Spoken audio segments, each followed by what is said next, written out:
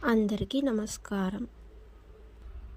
రమణ భాషణములు వివరణలు తెలుసుకునే ప్రయత్నం చేద్దాం. మనం ఇప్పుడు ఉపదేశ మంజరిలో అత్యంత వైరాగ్యం పరిణత శిష్యుని లక్షణంగా పేర్కొనబడింది. తిరుచునాపల్లి నుంచి వచ్చిన ఒక యువకుడు ఒకడు ఆ విషయం తెలియగోరుతూ ఇట్లా అడిగినాడు: వైరాగ్యం అంటే ఏమి? ప్రాపంచిక వ్యవహారాల్లో అనాసక్తి, ముముక్షుత్వం అంతే గదా. ఇప్పుడు మహర్షి: అది లేనివారు ఎవ్వరు? ప్రతివాడు సుఖమే కోరతాడు, ప్రతివారు సుఖమే కోరతారు. కానీ శోక గర్భాలయమైన వినోదాన్ని సుఖమని భ్రాంతి చెందుతాడు. అంటే మనం ఇక్కడ తెలుసుకోవాల్సింది భగవాన్ రమణులు చెప్పినది శోక గర్భాలయమైన వినోదాలను కోరుతారు అని. అంటే మనం కోరుకునే చిన్న చిన్న విషయాలని దాని వెంట ఎంతో దుఃఖమే ఉంటుంది, సుఖం ఉంటుంది, దుఃఖం ఉంటుంది, పక్కనే ఉంటాయని మనం అర్థం చేసుకోవాలన్నమాట. ఇక్కడ సంతోషం అనేది కొంచెం కొంచెంగానే ఉంటుందన్నమాట. అది తీరగానే మరి తర్వాత దుఃఖమే వస్తుంది తర్వాత. అలా మనం ఒక్కొక్క చోటు అర్థం చేసుకోవాలని భగవాన్ రమణులు అలా చెప్తారు. ఉదాహరణకు ఏదైనా ఒక గాజు వస్తువు తెచ్చుకున్నాం అనుకోండి, అది కోరుకున్నాము, తెచ్చుకున్నాము, అది కొద్ది రోజుల తర్వాత ఎంతో ఇష్టంగా పెట్టుకున్న తర్వాత అది కింద పడడము ఏదో జరిగి పగిలిపోతుంది అనుకోండి, దానిపైన పెట్టుకున్న ఎంతో ఇష్టం అంతా ఒక్కసారిగా దుఃఖంగా మారుతుందన్నమాట. అలా ఉదాహరణగా భగవాన్ చెప్తున్నారు. అలా వస్తువు మనతోనే ఉంటుంది, మనతో పాటే ఉంచుకోవాలి, ఇది నాదే, ఇది నాతోనే ఉంటుంది ఎల్లప్పటికీ అని మనం అలా అనుకోవడము మన ఇష్టము, మన మోహము దానిపైన పెంచుకోవటము అలా ఉంటుంది. అది తీరా పగిలిపోయిన తర్వాత అది భ్రాంతి కదా, మనకు తెలియక దానిపైన మోహం పడడమే ఆ భ్రాంతి అన్నమాట. ఆ భ్రాంతి బంగురం అని మనకు భగవాన్ ఇక్కడ చెప్తారనమాట. అంటే అది శాశ్వతమైనది కాదు, మనం తెలుసుకోవాలి. ఇది శాశ్వతమైన సుఖాన్ని కోరటం లేదు. మనం ఏది కోరినా దాని వెంట దుఃఖమే ఉన్నది. దాన్ని కోరడం వల్ల వెంటనే కాస్త సంతోషం ఉంటుంది, సంతోషం తర్వాత దుఃఖం ఉంటుంది అని మనం తెలుసుకోవాలి. కానీ మనమేమనుకుంటామంటే అదంతా మామూలేలే, అలా అనుకుంటే ఇక బతకగలమా అని మనకు అనిపిస్తుంది అన్నమాట. అలా కాకుండా భగవాన్ రమణులు చెప్పినట్టు మనం విచారణ లోతుగా చేసుకుంటే ఏమిటి ఈ భ్రాంతి, ఏమిటి ఈ బంగురము, ఏమిటి దుఃఖము అని మనం ఆలోచించగలిగితే మనకి అనే వివరణలన్నీ మనకు తెలిసి ఆ దుఃఖము కాస్త అయినా తగ్గుతూ వస్తుందన్నమాట. ఇక్కడ భగవాన్ రమణులు మనకు బాగా చెప్పేది ఏమిటంటే ప్రపంచంలో సుఖదుఖాలు ఒకదాని వెంట ఒకటి వస్తూనే ఉంటాయి అని. దుఃఖాన్ని ఇచ్చేటివి, సుఖాన్ని ఇచ్చేటివి, వాటిని ఏర్పరచి సుఖదాయకాలందే ప్రవర్తించటం వైరాగ్యం అని భగవాన్ రమణులు ఇక్కడ మనకు చెప్తారు. ఇక్కడ మనకు భగవాన్ రమణులు చెప్పే ముఖ్య విషయం ఏమిటంటే ఏది చేస్తే బాధ రాదో అది చేయడమే, అదే తెలివి దాన్ని ఎలా ప్రవర్తించాలో ఆ విషయాలలో అదే తెలివి అని మనకి ఇక్కడ చెప్తారనమాట రమణులు. అంటే మనం ఇక్కడ తెలుసుకోవాల్సింది మన జీవితంలో ఏ చిన్న విషయమైనా ఏ చిన్న పనినైనా దాన్ని ఎలా ప్రవర్తించాలి, దాన్ని ఎలా చేయాలి అని మనం బాగా ఆలోచించి ఇది చేస్తే బాధ కలుగుతుందా, ఇది చేస్తే దుఃఖం వస్తుందా, ఇది చేస్తే ఒకరికి ఇబ్బంది కలిగి మనల్ని ఏదైనా అంటారా, దానివల్ల తిరిగి మనకి ఏదైనా బాధ కలుగుతుందా, ఇలా మనం లోతుగా ఆలోచించి అది జరిగే విషయాలను బట్టి మనం దాన్ని తెలుసుకుని ప్రవర్తించితే మనకు బాధ కలగదు అని మనం తెలుసుకోవడానికే భగవాన్ రమణులు ఇలా చెప్తారన్నమాట. ఇక్కడ ఇంకొక భక్తులు ప్రశ్న అడుగుతారు. మనస్సు కొద్దిసేపే శాంతంగా ఉండి అంతలోనే విజృంభించుతుంది, ఏం చేసేది అని అడుగుతారు. ఇప్పుడు మహర్షి సమాధానం, పలుమార్లు కలుగుతున్న శాంతిని స్మరించుకోవాలి. శాంతి నీ సహజ స్థితి. ఎడతెగని అభ్యాసం వల్ల అది సహజ స్థితి అవుతుంది అని భగవాన్ రమణులు సమాధానమిస్తారన్నమాట. అంటే మనం ప్రతిసారి ప్రతిరోజు మనం ఆ స్మరణ అంటే శాంతిగా ఉండడం లాగా ప్రతి నిమిషము ప్రతి గంట అలా మరచినా కానీ మరి తిరిగి తర్వాత మళ్ళీ గుర్తు చేసుకొని మనం అలజడిగా ఉన్నామా, ఏ స్థితిలో ఉన్నాము అని తెలుసుకుని ఆ స్థితిలోకి మళ్ళీ వెళ్ళడం, అంటే ఆ శాంతంగా ఉండడానికే మనం ప్రయత్నం చేయాలన్నమాట. ఆ ప్రయత్నం చేస్తూ ఉంటే అలా మనం సహజంగా మారిపోతామన్నమాట. ఇది మనకు అలవాటైపోతే ఎంతగానో హాయిగా ఉంటుందని మన స్థితి, మన సహజ స్థితి మనం అలా మారిపోతామని భగవాన్ రమణులు ఇక్కడ చెప్తారు.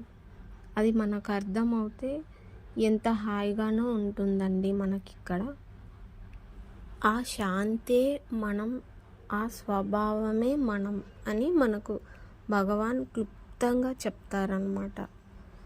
అలా మనకి ఎంతో చక్కగా ఆయన నేర్పించుతారు అని అంటే మనలో నుండే నేర్పించుతారు, మన చుట్టూ ఉండి అంతటా ఉండి అని మనం అర్థం చేసుకుంటే మనం ఎంతగానో మనం ఉన్నత స్థాయికి వారు నడిపించుతారని కూడా మనం అర్థం చేసుకోవచ్చు. ఇక్కడ ఇంకొకరి గురించి ఒక స్విట్జర్లాండ్ వనిత, ఒక ఆమె భగవాన్ రమణుల ఆమెకు కళ్ళకి ఎదురుగా కనపడినట్టు భగవాన్ శిశువు రూపంలో పూలతో అలంకరించినంతగా ఎన్నెన్నో అలంకరణ పూలతో ఆయనకు శిశువు కనిపించినట్టు ఎంతో ప్రేమగా ఆకర్షించినట్టు ఆమెకు అనిపించిందంట. అలా భగవాన్ శిశు ముఖము వంటి భగవాన్ ముఖము తనని ఎంతో ఆకర్షించిందని, తనకు అలా కనిపించిందని వివరించింది. భగవాన్ రమణులు ఇలా అన్నారు, ఆ దృశ్యం నీ మనసులోది అని. పాల్ బ్రింటన్కు నేను బహుదీర్ఘదేహునిగా కనిపించానట, నీకు శిశువు రీతిగా కనిపించాను అని అన్నారు భగవాన్. రెండు అభూత దృశ్యాలే అని భగవాన్ రమణులు అంటారు. మనం ఇక్కడ ఆలోచించుకోవాలి బాగా ఏమని అని అంటే, మనకు ఇష్టమైన దైవం కానీ ఏ రూపమైనా కానీ మనకి కలలో అలా అనుకుంటూ మనం ఆలోచించుతూ ఆ దైవాన్ని ఎక్కువ తలుచుకోవడం వల్ల మనకి కలలో కానీ ఆ దృశ్యం ఏర్పడడం వల్ల మనకి కలలో స్వామి కనపడ్డాడు, ఆయన వచ్చాడు, అమ్మవారు వచ్చింది అని ఇలా కలలు అనిపిస్తుంది. అనిపించినప్పుడు మనకి అది నిజమని ఎంతో ఆనందించుకుంటూ ఉంటాము. అయితే భగవాన్ వాటినే అభూత దృశ్యాలు అంటున్నారు. అంటే అవి నిజము కాదు అని. మనం ఇక్కడ ఆలోచించాలంటే మనం ఏది తలుచుకుంటామో అది రూపంగా ఏర్పడుతుంది అని మనం అర్థం చేసుకోవాలి. మనం తలచినదే రూపంగా మారుతుంది. అదే మనకి కళ్ళకు కనపడినట్టు కానీ కళలో వచ్చినట్టు కానీ అది తయారవుతుందని మనం అర్థం చేసుకోవాలి ఇక్కడ. అయితే భగవాన్ రమణులు ఇలా కళలో కనిపించినదైనా లేదా దర్శనమిచ్చారు లేదా దైవం కనపడ్డారు అనే విషయాలకి ఏమీ అంత ప్రాముఖ్యం లేదా అని ఒకరు అడగగా భగవాన్ సమాధానం ఎలా ఇస్తారు అని అంటే, ఇలా వారికి దృశ్యాలు కనపడడమే మంచిది. అలా కనపడడం వల్ల వారు అటువైపుకి మల్లుతారు అని. ఆకర్షణ అటువైపే ఉంటుందంటే మామూలు లౌకిక విషయాల నుంచి కాస్తైనా దైవం వైపుకి వెళ్తారు అని. అలా అంటే ఏ విషయాలు, చెడు విషయాలు కానీ, చెడు పనులు కానీ, చెడు సావాసాలు ఏవైనా కాస్తైనా దూరం అవుతారు వాటి నుంచి అని భగవాన్ రమణులు వాటి నుంచి దూరం అవ్వడానికి ఇలాంటి దర్శనాలు అటువైపుకి మళ్ళించడానికి ఎంతో మేలు అవుతాయి అని కూడా మనకు చెప్తారనమాట. అయితే ఎల్లప్పటికీ ఆ దర్శనాలు, ఆ కళలు, ఆ చిత్రాలనే మనం ఇక్కడ ఎప్పటికీ అవే నిజమని మనం తీసుకోకూడదు. అలా ఆ స్థాయిలో ఉన్నవారికి అవి ఉపయోగకరంగా ఉంటాయి. మనం మరింత ముందుకు వెళ్ళాలి, భగవాన్ చెప్పిన ఆ చూపిన దావలో మనం వెళ్ళాలి అనుకుంటే, మరింత ముందుకు వెళ్ళాలి అనుకుంటే అది మనం ఎంతో విచారణతో ముందుకు వెళ్తే ఈ దృశ్యాలు నిజం కాదని మనం తెలుసుకోవాలి. దృశ్యం కనబడింది అంటే మాయమవుతుంది, అంటే ఉండదు ఎప్పటికీ. ఉన్నది ఎప్పటికీ ఉంటుంది. అది వచ్చింది అంటే పోతుంది, అంటే వచ్చినది ఎప్పటికీ పోతుందని మనం అర్థం చేసుకోవాలి. దృశ్యం తద్నాశనం అని మనం అర్థం చేసుకోవాలి బాగా. ఆమె ఇలా కూడా అని అడిగింది, అట్టి దృశ్యాలకు ప్రాముఖ్యత లేదా అని చెప్పుకున్నాం కదా ఇందాక. ఆ విషయాన్ని ఈమె ఇలా అడిగిందనమాట. ఆ దృశ్యాలు ఇలా ఎప్పుడు చూడలేదు అని అంటుంది భగవాన్తో. అట్టి దృశ్యాలు శుభప్రదమా అని భగవాన్ అడుగుతుంది. అప్పుడు భగవాన్ రమణులు శుభప్రదాలే అని సమాధానమిస్తారు. బహుశా నువ్వు శిశువుని తలపోస్తున్నావేమో అని అంటారు. అప్పుడు ఆమె అవును శివుని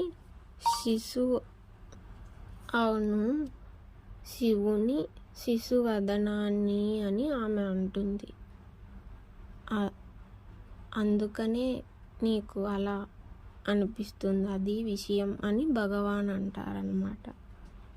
అలా నువ్వు తలపోసినందుకే నీ దృశ్యంలో శిశువు కనపడడానికి అని భగవాన్ అంటారనమాట.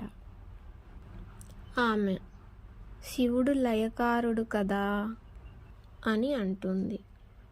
మహర్షి అంటారు, అవును, దుఃఖాలకు అని.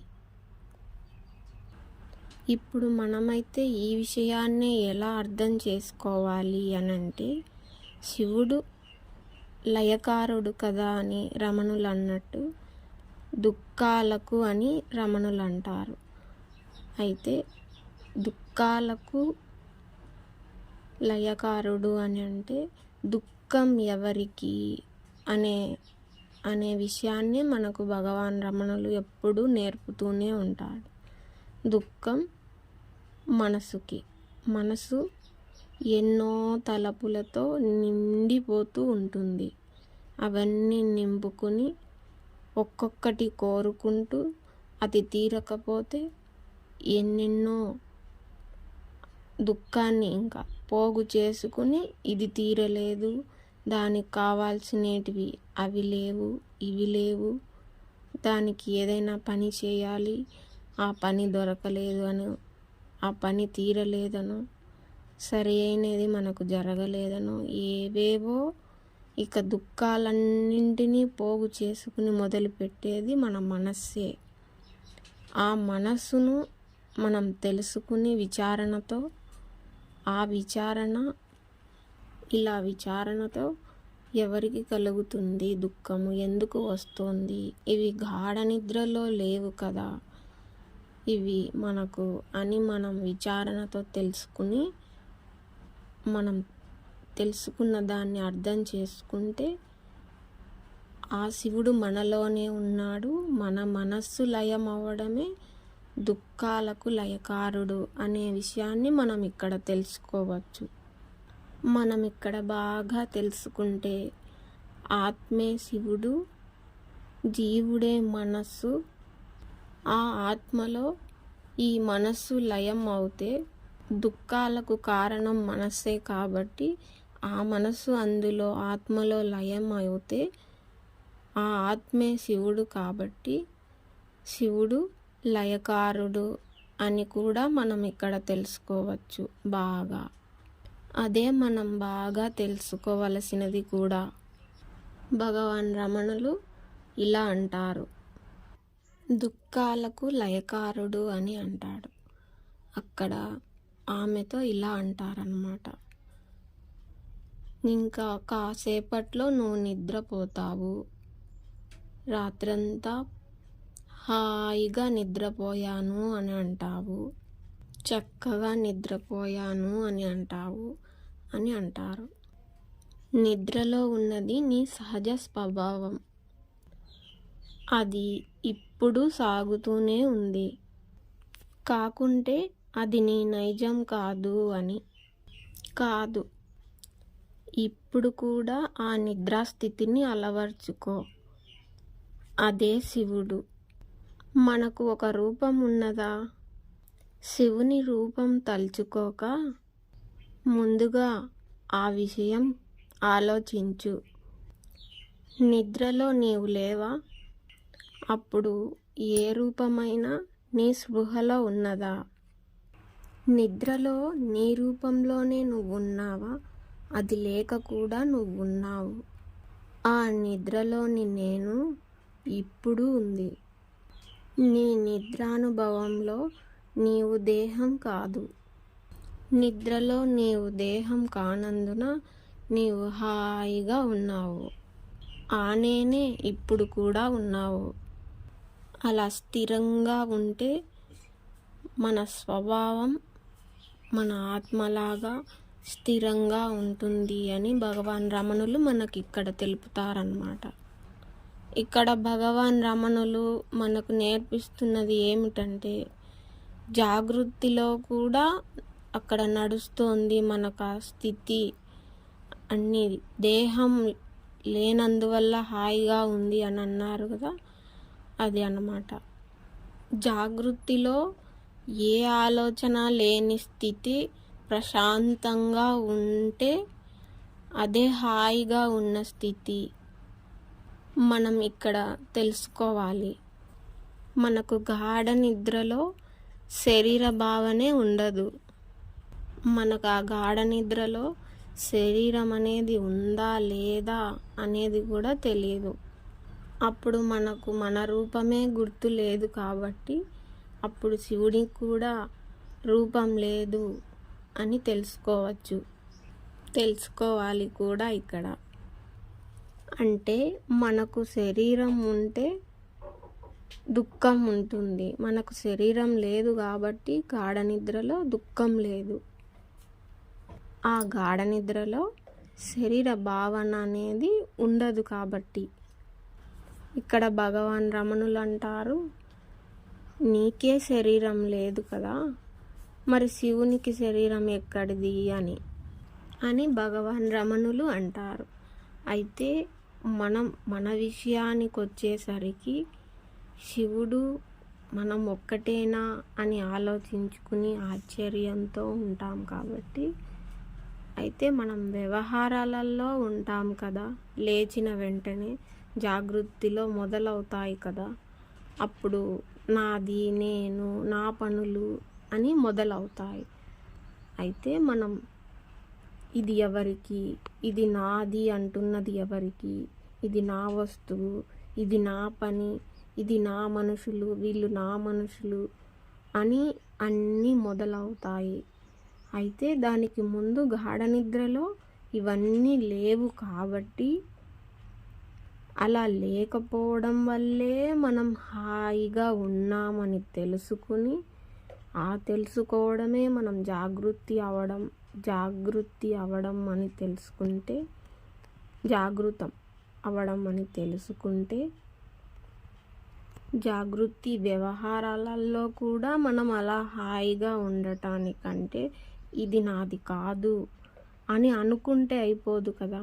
ఇది నాది కాదు అని స్మరణ చేసినంత మాత్రాన ఆ భావన ఎక్కడికి వెళ్ళదు. దాన్ని కొంత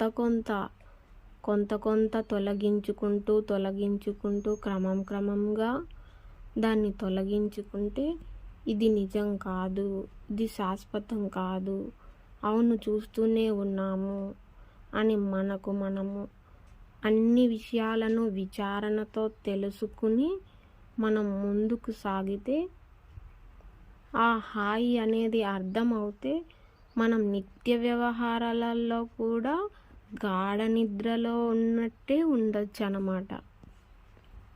అయితే మనం అనుకోవచ్చు, అంత సులభమా అది సాధన చేయటము అని.